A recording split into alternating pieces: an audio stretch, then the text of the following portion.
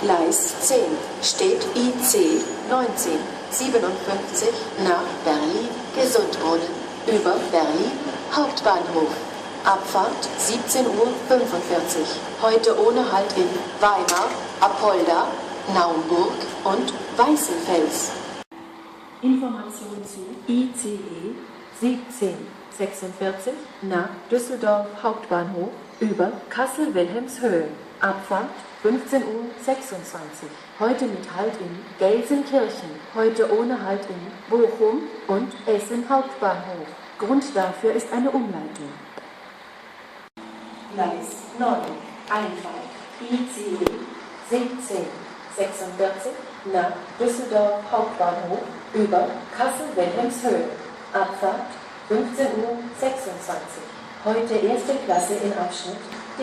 Heute ohne Halt in Bochum und Essen Hauptbahnhof. Heute mit Halt in Gelsenkirchen. Vorsicht bei der Einfahrt.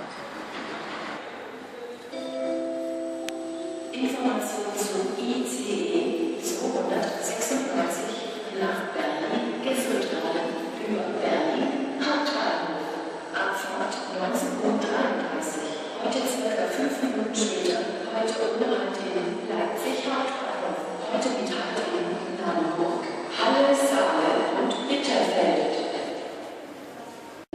Gleis 10, Einfahrt ICE 296 nach Berlin Gesundbrunnen über Berlin Hauptbahnhof. Abfahrt ursprünglich 19:33 Uhr. Heute ohne Halt in Leipzig Hauptbahnhof. Heute mit Halt in Naumburg, Halle, Saale und Bitterfeld. Vorsicht bei der Einfahrt. Information zu ICE 1559 nach Dresden Hauptbahnhof über Leipzig Messe. Abfahrt 13:34 Uhr. Heute mit Halt in Flughafen Leipzig Halle und Leipzig Messe. Heute ohne Halt in Leipzig Hauptbahnhof. Grund dafür sind Bauarbeiten.